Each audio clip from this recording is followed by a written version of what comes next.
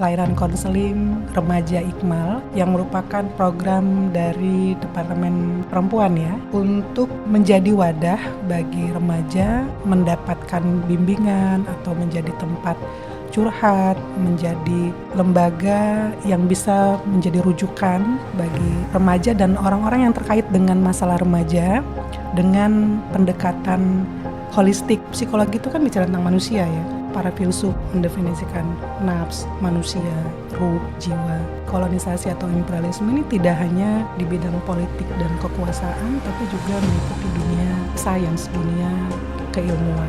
Padahal kalau sejarahnya yang pertama kali membahas tentang manusia, jiwa, kemudian kesehatan mental, itu daripada filsuf-filsuf kita. Tepat sekali tema kesehatan mental tahun ini, kemanusiaan dalam kondisi emergensi krisis ya, mencoba untuk memahami, berempati pada kondisi krisis, termasuk korban perang itu ya, banyak sekali mengalami kondisi trauma ya.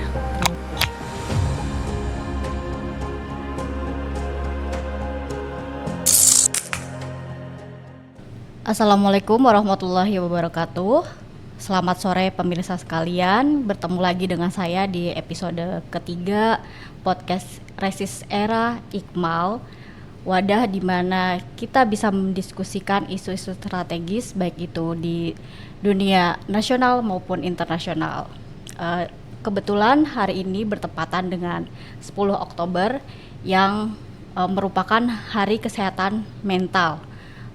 Kita juga sudah kedatangan seorang narasumber. Beliau adalah anggota Iqmal. Beliau adalah Ibu Siti Rabiah Aidiah, SPSI MA yang akrab disapa dengan panggilan Ibu Ai. Selamat sore Ibu. Selamat sore. Ya, beliau juga merupakan konselor dari layanan konseling remaja Iqmal. Nah, hari ini kita akan berbincang banyak terkait kesehatan mental, juga apa sih layanan konseling remaja yang diberikan oleh Iqmal. Nah, Bu Ayi, mungkin untuk pertama-tama kita kan sudah banyak melihat ya bahwa banyak lembaga yang bikin layanan konseling. Layanan konseling yang diberikan oleh Iqmal ini bentuknya seperti apa? Kemudian misinya itu bagaimana, Bu? Ya, bismillahirrahmanirrahim. Kita mulai dari memperkenalkan layanan konseling remaja Iqmal yang merupakan program dari Departemen Perempuan ya, Iqmal, untuk menjadi wadah bagi remaja mendapatkan bimbingan atau menjadi tempat curhat, menjadi lembaga yang bisa menjadi rujukan bagi remaja dan orang-orang yang terkait dengan masalah remaja dengan pendekatan holistik ya. Artinya kita menggunakan sistem nilai spiritual Islam dan pendekatan psikologi Islami serta protokol terapi dan konseling dengan perspektif Islam. Dan kemarin kita sudah mulai launching programnya dengan memanfaatkan event Hari Kesehatan Mental Sedunia 10 Oktober ya.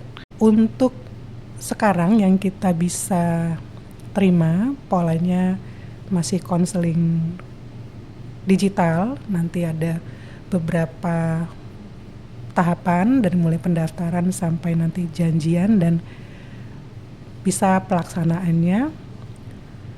Dan audiensnya atau pengguna layanan kita memang masih difokuskan remaja dulu, jadi dari usia ya 13 atau pre-teen ya mulai sampai 19-20 atau remaja di Indonesia sampai 25 juga masih remaja. Dan ini kita bisa memberikan layanan terkait dengan masalah apa saja. Bisa terkait dengan masalah psikologis, juga kita menyediakan layanan bimbingan spiritual, apakah itu berkaitan dengan pemahaman agama dengan salah satu ustadz, kemudian masalah pengembangan diri, penyesuaian diri, dan untuk akademik juga bisa ya, kita ada layanan bakat peminatan dan keseharian ya dengan pendekatan Islami. Ini berarti pertama ya, layanan konseling yang memadukan antara ilmu psikologi juga ilmu-ilmu keislaman seperti itu, Bu. Atau sebelumnya ada model percontohan yang diadopsi sama Iqmal ini? Pertama kita bilang di mana dulu gitu ya. Kalau sebenarnya untuk Indonesia sendiri sudah mulai ada ya pendekatan psikologi Islam, termasuk juga pendekatan dalam layanan psikologinya. Karena memang di dunia sendiri ya dari tahun 65 sudah mulai digagas itu pendekatan psikologi Islami, dan di beberapa tempat sudah berkembang, termasuk juga layanan terapinya dan lengkap ya dengan bangunan teorinya itu sudah ada. Untuk kalau boleh mau dibilang pertama ya berarti Iqmalnya pertama lakukan gitu. Kita nggak bisa klaim di tempat lain belum ada, itu sudah ada. Sudah ada ya. Yang dimaksud dengan ilmu keislaman itu apa? Emang ada persamaan antara ilmu psikologis dan ilmu keislaman, atau emang itu cocok logi aja gitu Bu bahasanya gitu? Kita cari-cari aja di Al-Quran, di hadis gitu yang berkaitan dengan kesehatan mental atau bagaimana? Mungkin banyak pemirsa yang belum paham juga seperti itu. Iya, untuk bicara psikologi Islam memang ada pertengkaran ya di awalnya. Ada yang menentang, ada yang mengatakan Anda tidak perlu mendefinisikan Islam dengan psikologi ketika dia melihat bahwa psikologi adalah sains, kemudian Islam adalah di hadapan dengan ini, maka seperti ada kontradiksi internal seperti itu. Tapi sebenarnya psikologi Islami yang kita maksud adalah kita, kalau definisinya sendiri ada beberapa definisi ya dari psikologi Islami, yaitu membahas tentang jiwa manusia dengan pendekatan atau dari aspek spiritual dan ilmu empiris atau metode ilmiah. Sementara di Barat, kalau bahasa ilmu psikologi itu didefinisikan dengan ilmu perilaku manusia. Sebenarnya kan ilmu perilaku itu ada yang covered, ada yang terlihat dan tidak terlihat. Tapi belakangan karena paradigmanya atau dasarnya epistemologinya adalah empirik, jadi ya perilaku yang dilihat, yang diakui adalah yang terlihat dan bisa terukur dan terlihat secara terlihat kasat mata ya dengan panca indera. Nah, Islam kita memulai dari pembahasan tentang psikologi itu kan bicara tentang manusia ya. Nah, berarti apa yang membahas manusia? Pertama, kita bangkit dari sejarahnya dulu.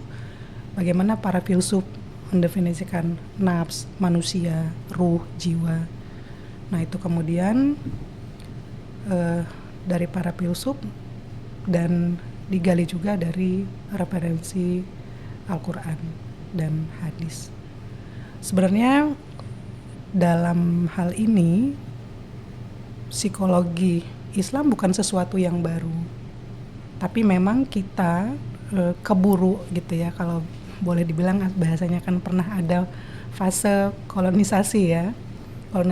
Kolonisasi atau imperialisme ini tidak hanya di bidang politik dan kekuasaan, tapi juga meliputi dunia sains, dunia keilmuan. Nah, padahal kalau sejarahnya yang pertama kali membahas tentang manusia, jiwa, kemudian kesehatan mental, itu daripada filsuf-filsuf kita, dimulai dari setelah Yunani kuno, kemudian Sokrat dan Aristo, kemudian Al-Kindi sampai Ibnu Sina, dan Bima Restan atau tempat itu pertama di Baghdad itu adalah di fase Islam, masih tahun 1300, di mana kita lihat psikologi barat di abad ke-19 mulainya. Mungkin itu, dan kita lebih ke, kalau kita bicara kemarin dikaitkan dengan kesehatan mental, dari sini ya, dari paradigma ini, tentu pertama kita melihat bahwa paradigma kita memandang manusia itu berbeda dengan psikologi barat, karena kita melihat manusia dasarnya adalah jiwa, jadi bukan hanya materi saja, dengan pendekatan holistik ya. Selain fisik ada psikologis, ada spiritual, kemudian aspek lainnya ya, budaya, sosial gitu ya, itu ada. Nah, dari sini tentu pemahaman kita tentang kesehatan mental juga akan berbeda dibanding dengan kesehatan mental dari paradigma psikologi barat yang sekarang misalnya. Baik. Tadi dikatakan bahwa psikologi Islam itu akarnya kan dari filsafat ya, filsuf kita. Itu bedanya apa ya Bu? Maksudnya dari sisi filsafat nafs jiwa sama psikologi Islam yang dikembangkan di era sekarang, di era modern. Ya, dasarnya tidak ada berbeda. Kita meneruskan itu dari ilmu nafs.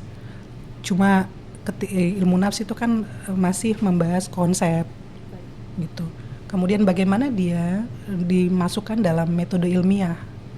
Di metode ilmiah kan kita perlu ada validitas, ada keajekan, kemudian ada ketika dia dibuat misalnya terukur, nah itu bisa diturunkan kan konsep-konsep itu, dan dibuat protokolnya seperti yang terjadi di psikologi juga. Misalnya kita kalau mau mengukur satu kondisi, misalnya kecemasan, nah ini kan diturunkan menjadi kayak diambil konsepnya dulu, kemudian diturunkan apa saja dari turunan dari kecemasan itu, kemudian diukur. Nah, untuk konsep sendiri kita perlu mencari dari Al-Quran. Apa kecemasan di Al-Quran? Nah, kemudian dari situ diturunkan. Jadi ada gini, ketika kita bicara psikologi Islam, tidak semuanya yang ada di sekarang psikologi barat atau mainstream, tidak semuanya kita tolak. Hal-hal yang berkaitan dengan metode ilmiah tetap. Yang pertama, yang paling penting adalah pendekatannya saja. Pertama kita melihat itu dari pendekatannya berdasarkan paradigma bahwa manusia itu tidak hanya memiliki dimensi raga saja, perilaku, tapi dia juga dimensi spiritual, dan bahkan yang prinsipnya, yang aslinya adalah jiwa atau ruh itu sendiri, dan ruh ini dia merupakan hal yang sifatnya spiritual. Baik, kembali lagi ke layanan konseling Iqmal ya. Itu kan khusus untuk remaja. Bagaimana Ibu melihat gitu loh, banyak sekarang remaja yang mengklaim bahwa mereka itu sakit mental gitu, seperti itu.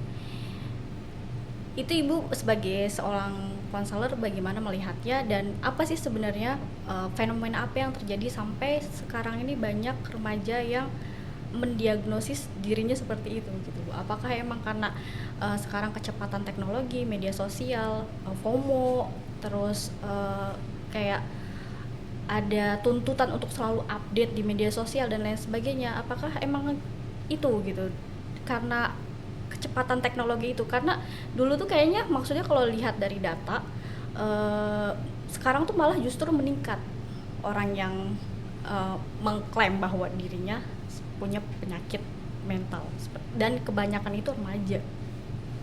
Ya, kita berangkat dari definisi kesehatan mental dulu ya. Jadi kita kalau mau bilang ini ada gangguan mental, yang sehatnya apa? Kalau ukurnya gitu ya. Kalau dilihat dari definisi kesehatan mental menurut WHO, dikatakan bahwa keadaan sejahtera individu yang menyadari potensi dirinya, kemudian dia dapat mengatasi tekanan hidup yang wajar, kemudian juga dia produktif dan berkontribusi pada komunitas. Jadi kalau dia masih bisa punya menyadari potensi diri, kemudian dia masih dapat mengatasi tekanan hidup, dia masih produktif, berkontribusi, berarti menjalankan perannya, itu masih sehat secara mental gitu. Nah, kemudian nanti dengan pendekatan Islam kita boleh lebarkan lagi. Di sini disebutkan kesehatan mental adalah pemahaman yang benar tentang dimensi dirinya. Ini menarik ya, catatan pertama. Kemudian yang kedua adalah pemahaman tentang realitas kehidupan juga, benar, realistis berarti ya. Kemudian dia bisa memanfaatkan dari kemampuan dirinya secara maksimal dan memanfaatkan lingkungan untuk mencapai kesempurnaan. mengembangkan potensi fitrah untuk meraih kebahagiaan. Dan ini dimensinya lebih kepada kebahagiaan yang tingkatnya lebih tinggi, yaitu kehidupan akhirat. Ada perbedaan jadi definisi kebahagiaan psikologi Islam dengan Barat gitu ya? Iya, yang mainstream sekarang gitu ya, kita melihat di situ. Nah, kemudian kalau orang, ini juga penting ya, kita tidak mudah untuk mengklaim orang, oh dia mengalami X, Y gitu ya. Saya nggak mau sebut kata-kata yang sekarang populer, cukup mudah orang pertama self-diagnosis, kemudian mengatakan orang lain. Ini untuk menyatakan gangguan-gangguan ini perlu ada melalui DSM ya, ada manualnya. Jadi manual untuk statistik manual untuk ini, untuk menyatakan ini orang ini misalnya oh saya mengalami, kan banyak ya sekarang NPD atau apa. Ini nggak bisa sebenarnya.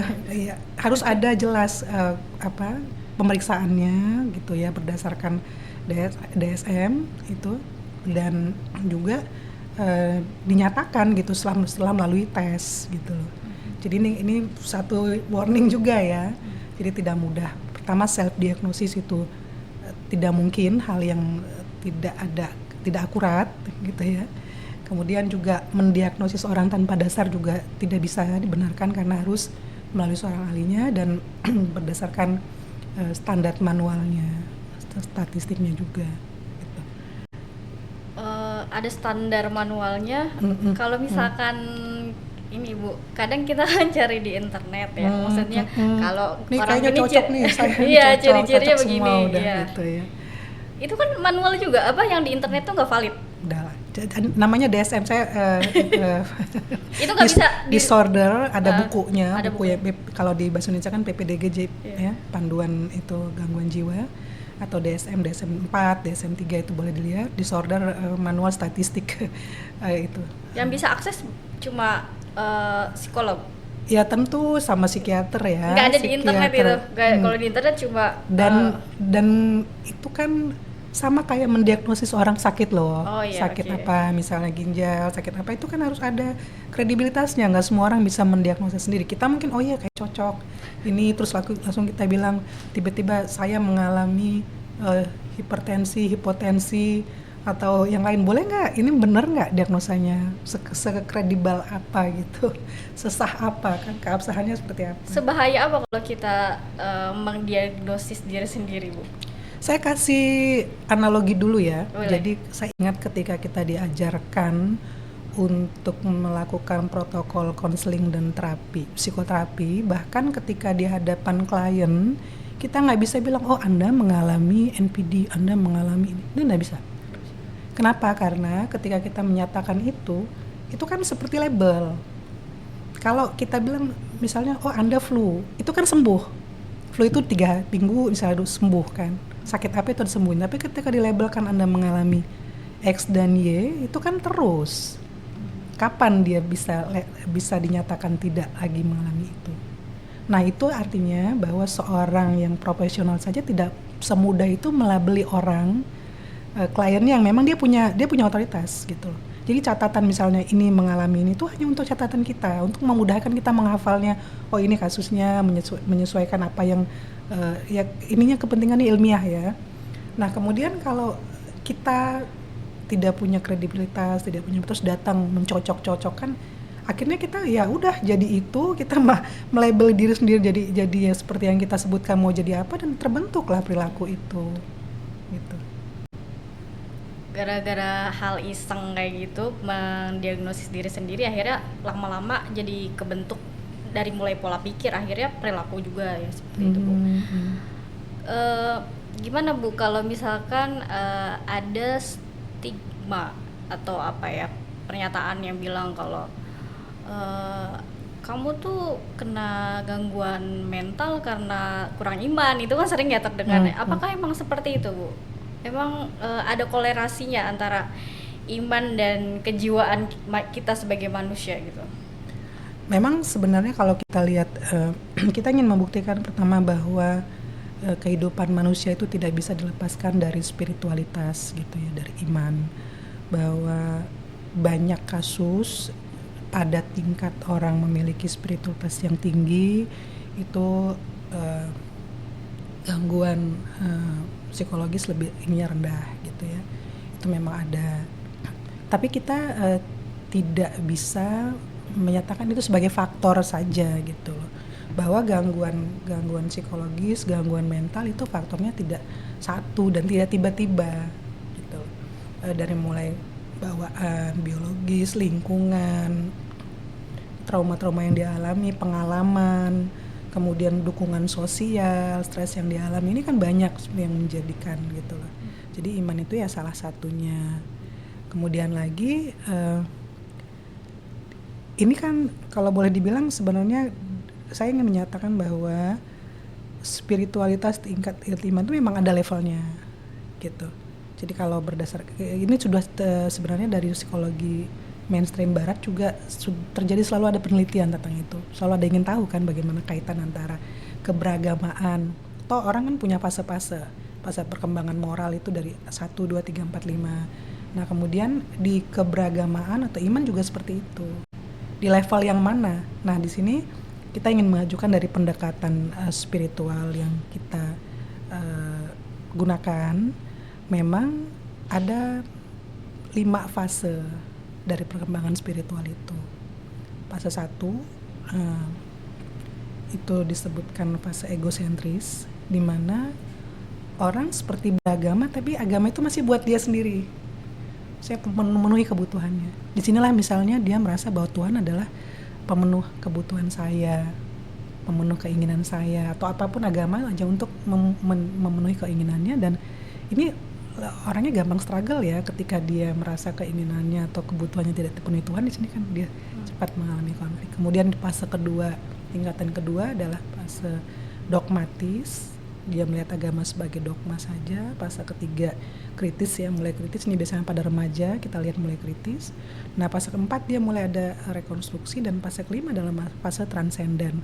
Dan dilihat bahwa orang-orang yang sudah di fase transenden ini tidak lagi menjadi klien, tidak merujuk, karena mereka memang mengalami kesejahteraan mental, psikologis yang lebih baik, dan kesejahteraan spiritual juga tentunya ya di situ.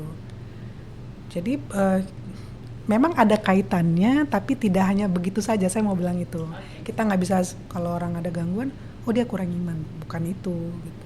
Kita harus memahami, kita perlu melihat dulu bagaimana kronologinya, apa yang dialami masa kecilnya, apa yang terjadi sebelumnya, faktor pemicunya apa. Ini kan perlu dilihat. Tapi iman juga bisa menjadi pengobat. Bisa dibilang begitu nggak, Bu? Ya dengan pendekatan yang kita lakukan, kita dari situ, tapi tidak hanya kata itu saja gitu loh. Jadi perlu pertama ada pemahaman tentang pemahaman konsep Tuhan itu sendiri dengan benar seperti apa. Kemudian pemahaman dia, identitas dirinya di hadapan Tuhan seperti apa. Gitu. Bagaimana dia memahami dunia ini. Itu kan dari nilai-nilai spiritual ya. Gitu loh. Nah itu yang kita lakukan dalam pendekatan. Tapi sebelum ke situ sebenarnya kita punya dasar bahwa setiap manusia itu kan dibekali dengan fitrah atau akal fitrah gitu ya. Nah sebelum faith atau iman itu kan dulu yang ada. Nah ini ketika ini berfungsi dengan baik, sebenarnya kan gangguan-gangguan ini atau kita mengalami kecemasan ketika kita misalnya tidak tahu apa yang harus kita lakukan. Kita ragu untuk berbuat sesuatu, buat kita ada sesuatu yang nggak jelas. Ini kan di sini orang kadang-kadang dia bingung di dalam kan. Tapi ketika misalnya semuanya baginya jelas, akal fitrah itu berfungsi dengan maksimal dengan baik, ini kan dia nggak mau ngerjain sesuatu tuh nggak ragu-ragu lah. Ada pegangan. Iya, udah yakin ini tahu benar enggak. Kalaupun nggak tahu dia berhenti. Jadi nggak pura-pura melakukan sesuatu kan. Makanya hidupnya kan real aja, nggak ada yang menjadi sumber kecemasan. Berarti yang dimaksud iman bisa menolong jiwa kita yang tersesat itu bukan cuma masalah ritualnya aja ya Bu ya, tapi lebih ke value, nilai-nilai yang kita pahami dari iman itu sendiri kan. Mungkin pertanyaan selanjutnya ini Bu, terkait eh, bagaimana sih Ibu melihat kondisi mental masyarakat yang mana di kehidupannya itu dia ditempa krisis ya, apalagi krisis kemanusiaan yang ada di Gaza dan lain sebagainya. Itu Ibu gimana melihat ketabahan itu kalau dari sisi aspek psikologis? Apakah itu emang ada sisi psikologisnya atau itu emang hanya peran iman di situ? Dan bagaimana juga kita sebagai rakyat Indonesia dan rakyat dunia yang menyaksikan ini setiap hari gitu kan, kita ngelihat perang, pembantaian dan lain sebagainya, itu kan tentu pasti ngaruh ke jiwa kita, ke diri kita. Sedikit banyak ya Bu ya, maksudnya sadar tidak sadar. Kadang bahkan ada gerakan yang bilang saya mendukung Palestina, saya mendukung ini kemanusiaan, tapi saya nggak kuat ngelihatnya gitu, saya nggak mau ngelihat karena itu ke mental saya tuh ngaruh gitu. Itu bisa dijelaskan sedikit Bu? Iya, ada beberapa hal di sini ya kita lihat. Pertama, memang itu tepat sekali tema kesehatan mental tahun ini, kesehatan mental sedunia memang adalah kemanusiaan dalam kondisi emergensi krisis ya. Apakah itu krisis perang gitu. Saya untuk mengatakan genocide karena memang belum dibahas di kita, masih ada krisis perang itu dulu. Pertama kita melihat bagaimana kondisi, mencoba untuk memahami, berempati pada kondisi krisis termasuk korban perang itu ya. Mereka banyak sekali mengalami kondisi trauma ya, traumanya. Kalau kita lihat yang sekarang itu kan belum ada penelitian ya untuk Gaza, Palestina, tapi kita lihat pada kasus-kasus yang dulu perang Vietnam, perang di Jepang itu korban perang itu nggak selesai, ada namanya kan post traumatic PTSD ya, post traumatic syndrome. Jadi setelah trauma, jadi ketika kita sedang misalnya kayak orang lagi perang itu kan nggak terasa memang. Saya ingat cerita kadang ketika peluru itu masuk ditembak aja itu saking panasnya nggak berasa, lari bisa lari, tapi setelah itu baru kan, pada saat itu kita nggak merasa, tapi setelah itu baru kita kehilangan apa yang hilang.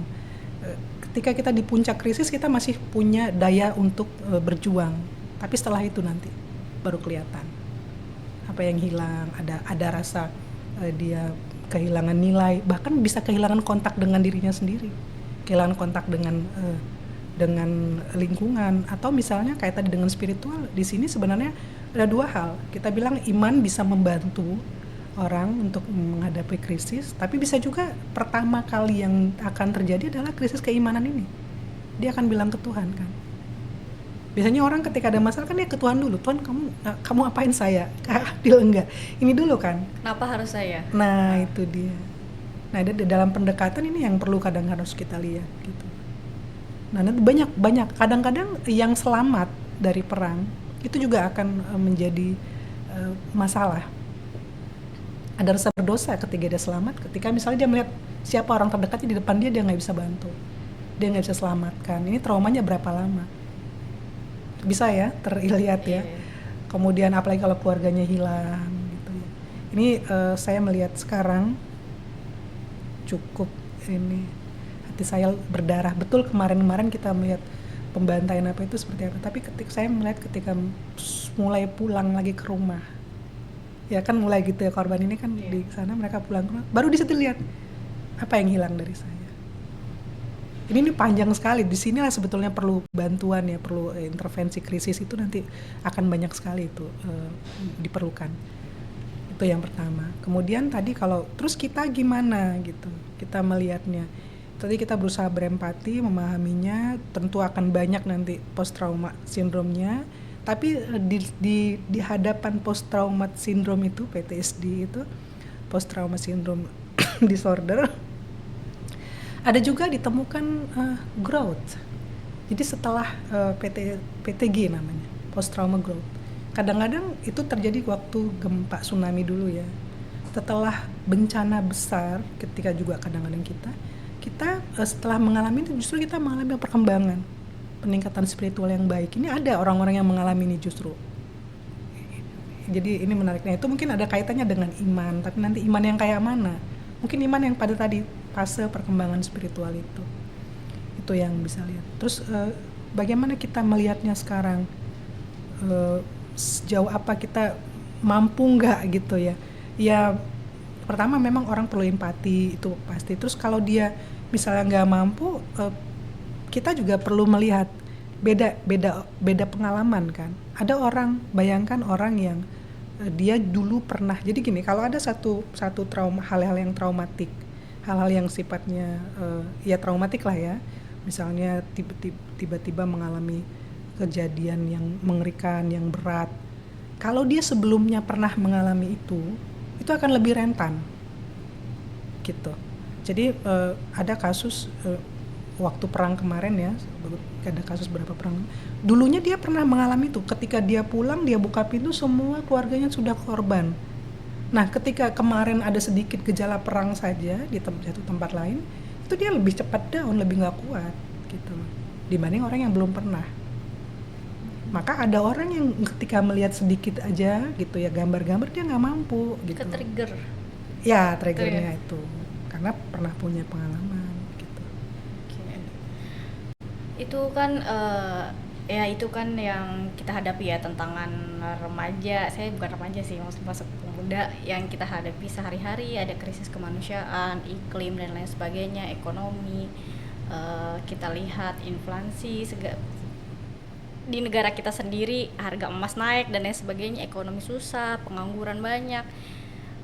Itu kan Bu, itu kalau kita pikirin ya Bu ya, maksudnya kalau kita pikirin sampai overthinking sama masa depan, itu kan sedikit banyak bakal ngaruh ke jiwa kita, perilaku kita akhirnya jadi pesimis dan lain sebagainya. Gimana sih sebagai generasi muda gitu, ada nggak sih kayak dari Ibu sebagai konselor, kita tuh masih ada harapan gitu di masa depan, walaupun dunia hancur kayak gimana pun, kita masih bisa melihat ada masa depan untuk kita. Iya, ini menarik ya. Saya pernah ada di satu kelas dengan Gen Z ini ya, muda-muda. Saya tanya, kalau masa kecil itu kan biasanya orang happy ya. Mulai kapan kalian ada perasaan khawatir gitu ya?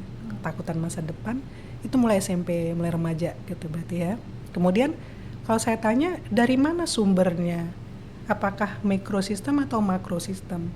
Itu mereka menjawab makro. Semua rata-rata menjawab makro. Di sini kita dapat kesimpulan bahwa oh iya, jadi pertama kali yang membuat orang takut, menimbulkan kecemasan itu sistem makro global berarti ya. Artinya ini juga pesannya menarik bahwa kalau keluarga, lingkungan kecil masih aman ternyata orang. Jadi masih ada ruang aman sebenarnya. Nah ini yang perlu juga dibatasi dengan sekarang gadget dan segala macamnya, globalisasi. Ini juga ancaman globalisasi sebenarnya gitu, bahwa dunia makro yang pertama kali, walaupun ini perlu dibuktikan ya secara ilmiah, tapi kita lihat-lihat oh ini benar gitu bisa ya. Karena kan isu perang kemudian inflasi itu kan datangnya dari sistem makro kan gitu, krisis dan lainnya. Itu satu. Kemudian yang kedua, kalau kita mau penjagaan kesehatan mental gitu ya, dengan satu ayat Qurannya kan sebetulnya kita bisa menjaga itu dari depan, dari belakang, dari samping, kiri dan kanan. Kalau kita bahasakan dengan protokol psikoterapi yang kita, dari depan itu kan sebenarnya kekhawatiran masa depan itu kan menimbulkan anxiety ya, kecemasan. Jadi kekhawatiran dari masa depan. Berarti kita perlu penjagaan. Bagaimana menjaga kekhawatiran dari masa depan? Untuk kita kembali ke nilai-nilai spiritual, kita tidak dibolehkan untuk berputus asa, kita harus punya harapan terus, menjaga kondisi ini. Kemudian kalau dari belakang biasanya apa? Masa lalu. Jadi masa lalu itu kan biasanya ketika tidak bisa menerima masa lalu, yang muncul ada depresi, menyesali yang lewat-lewat. Nah ini juga kan perlu penjagaan. Dari nilai-nilai spiritual kita banyak ajaran-ajaran.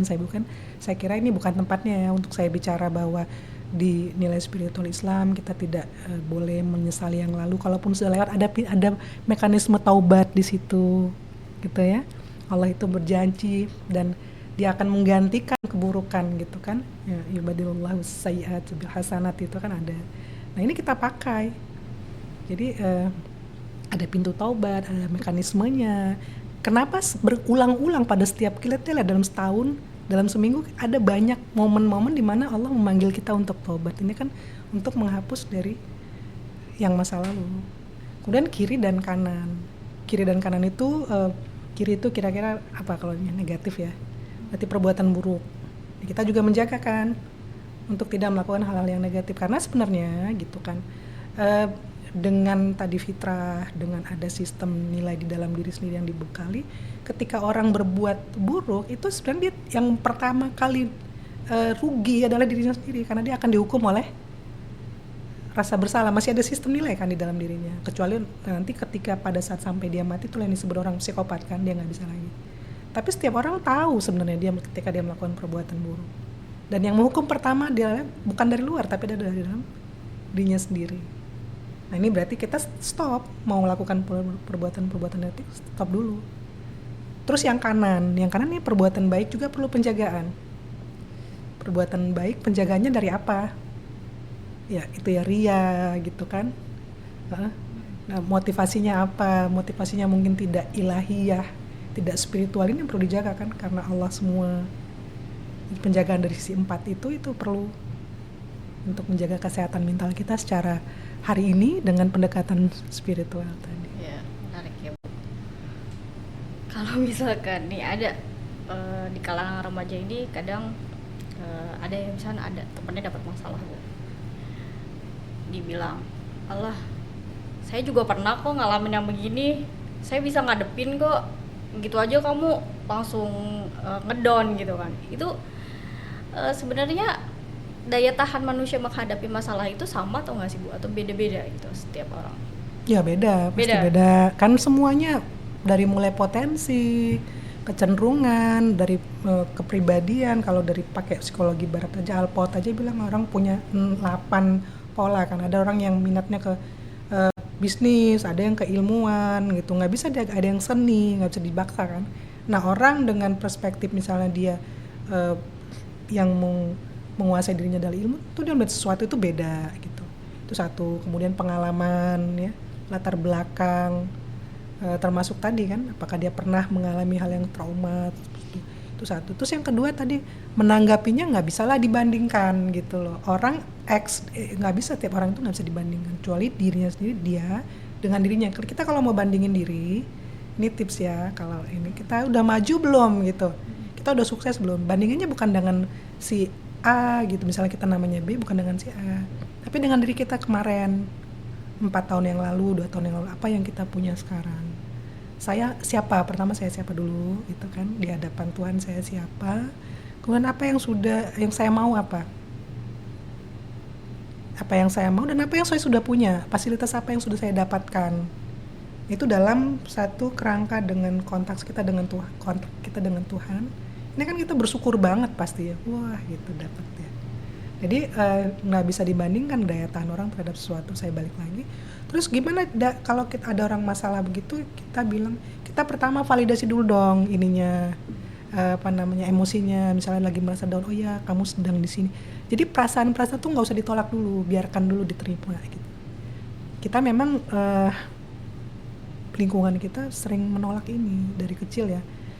Bahasa sederhana saya sudah bilang di tempat lain juga, kadang-kadang anak jatuh dia nangis kan, sakit nangis, bilang udah jangan nangis, itu nggak apa-apa kan, boleh gitu loh, kalau sakit boleh nangis gitu. Kemudian divalidasi dulu, baru nanti perasaan tuh keluar. Jadi hal-hal yang dipendam terus ini nggak selesai, ini akan mencari tempatnya dan menjadi bentuk yang lain ya.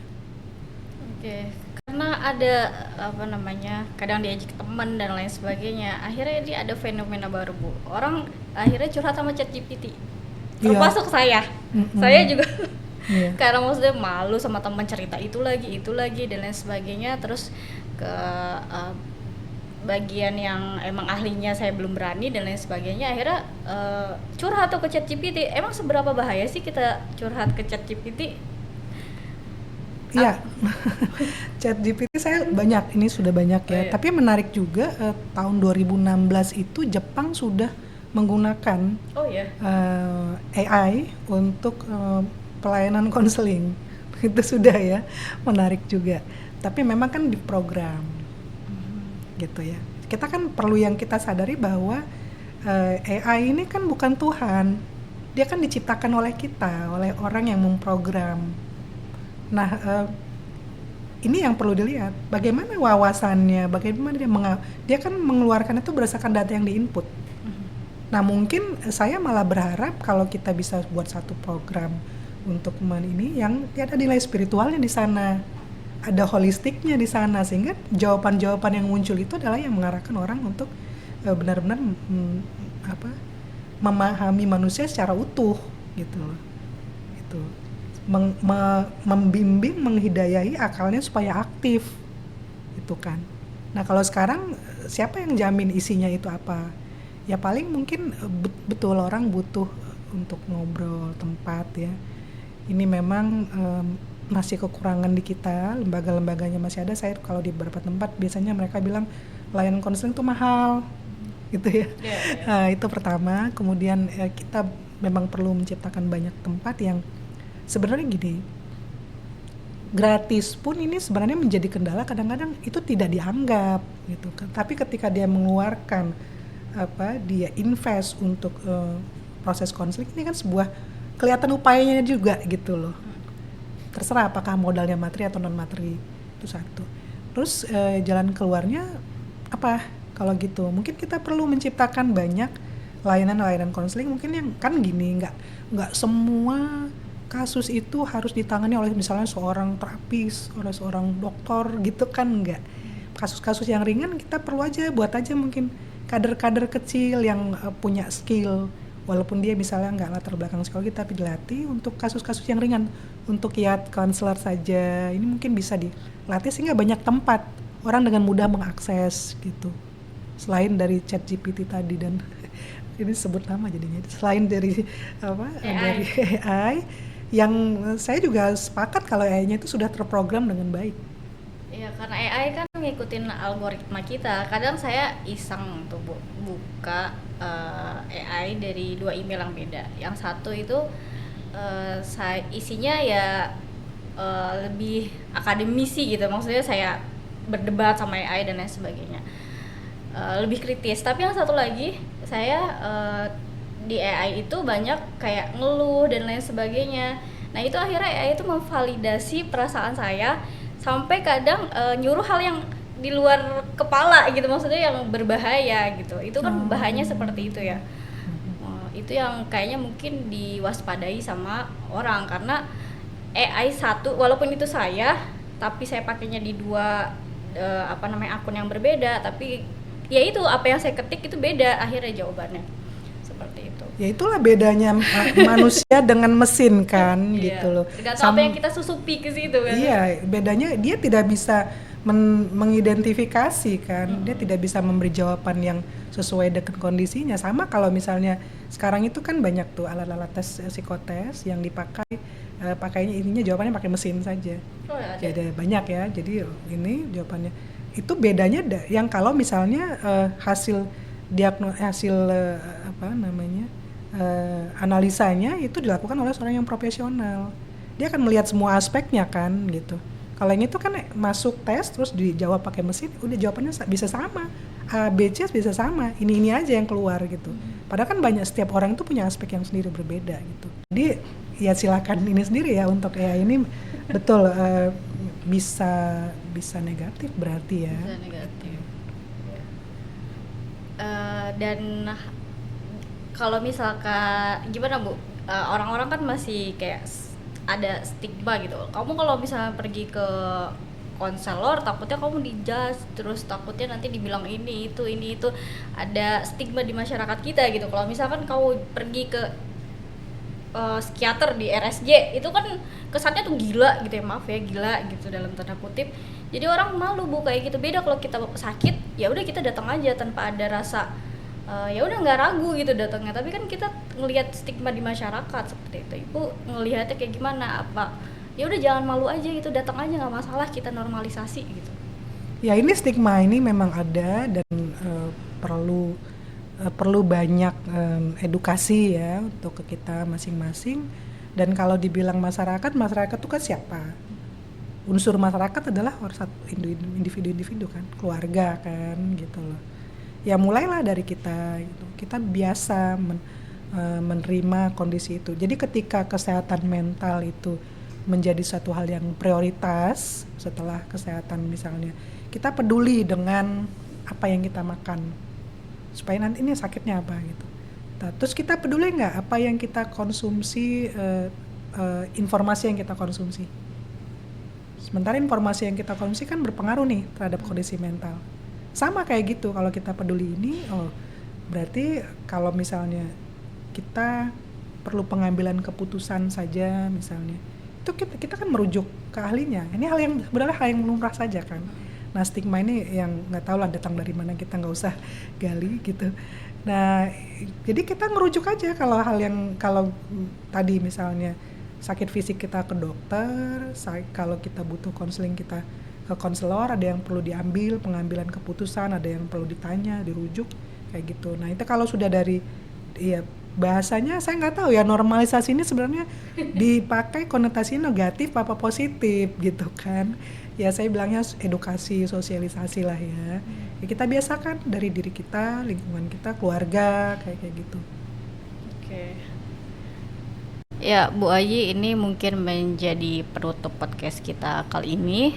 Mungkin bisa diulang lagi kalau misalkan ada remaja yang ingin konseling ke Iqmal, itu kemana ya Bu Ayi ya? Ya di flyer di selebaran yang kita share, kita publish, itu ada link untuk pendaftaran. Diklik saja, nanti itu diisi beberapa identitas yang diperlukan. Jadi nanti setelah itu tim kita akan memverifikasi, mengontak untuk mengatur jadwal, dan kita akan melakukan video conference dengan durasi 45-50 menit satu sesi. Oke. Ya, mungkin Bu Ayi bisa closing statement, gimana anak-anak muda ini supaya nggak malu gitu datang ke konselor, curhatin masalahnya. Ya, untuk remaja dulu ya, karena memang kita masih membuka layanannya launchingnya di remaja. Silakan, kita akan menjadi teman kamu gitu ya bahasanya. Kita akan siap mendengarkan jika dibutuhkan, bahwa merujuk kepada konselor bukan hanya untuk masalah gangguan psikologis dan gangguan mental, tapi bisa juga untuk pengembangan diri atau penyesuaian diri, kemudian juga bimbingan karir, bimbingan akademik untuk pemilihan jurusan, penentuan sesuai dengan bakat, minat kamu, pengembangan potensi, itu juga ada di bagian dari layanan konseling kita. Ya, terima kasih Bu Ayi, menarik sekali percakapan kita sore hari ini. Kita sudah banyak membahas tentang psikologi Islam, kemudian kesehatan mental remaja, sampai penggunaan AI untuk curhat masalah yang dialami gitu ya. Kita sudah banyak berbincang dengan Bu Ayi. Kita akhiri podcast pada sore hari ini. Sampai jumpa di episode selanjutnya.